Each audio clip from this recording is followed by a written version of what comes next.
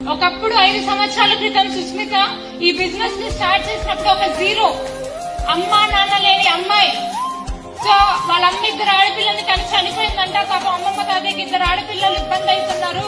So వాళ్ళని పట్టించుకునే దిక్కు కూడా లేదు. ఆ పిల్లల్ని ఎలా పెళ్లి చేయాలి, పంపించాలంటే డబ్బులు కావాలి అని బాధపడుతున్న పరిస్థితులు అవన్నీ చూసి, ఏంటి దేవుడు నాకు ఈ లైఫ్ ఇచ్చావు, ఎందుకు మా అమ్మతో పాటు మమ్మల్ని కూడా ఎందుకు తీసుకెళ్లలేదు, ఈ సొసైటీ ఇక్కడ జరిగేవన్నీ చూస్తూ బాధపడ్డాంగా అని చెప్పి బాధపడిన వ్యక్తినండి. 5 years బ్యాక్ వెస్టేజ్ అవకాశం వచ్చింది, విన్నాను, బాగుంది. దానికంటే ముందు నేను ఏదో ఒకటి చెయ్యాలి అని ఆలోచించాను. ఏదో ఒకటి నేను నిలబడాలంటే నాకు ఫైనాన్షియల్ గా డబ్బు కావాలి. ప్రతి చిన్నదానికి అడగలేను, అడుగుతామా? ఏది అడిగినా నో అంటారు. నో అని ఫేస్ చేసినప్పుడు ఇంకా ఫీల్ ఎక్కువ అనిపిస్తుంది.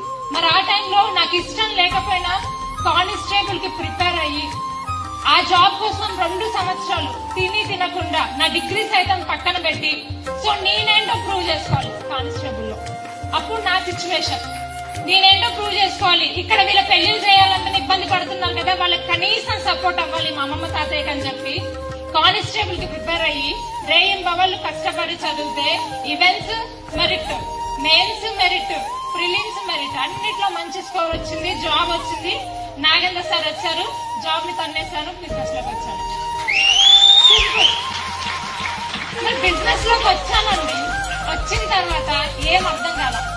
ఇంట్లో వాళ్ళందరూ గవర్నమెంట్ సొమ్ము తినాలంటే రాత ఉండాలి, అదృష్టం ఉండాలి, నీకు అసలే అమ్మాయి చనిపోయారు, నువ్వు దురదృష్టవంతురాలు, నీకు ఆ జాబ్ చూసన్నా కూడా నువ్వు పెళ్లి చేసుకునే వాళ్ళు అనేవాళ్ళు.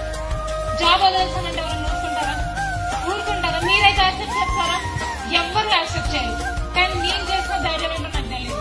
అడిగేస్తాను, నెట్వర్క్ లోకి వచ్చాను. ఇంకా వచ్చిన తర్వాత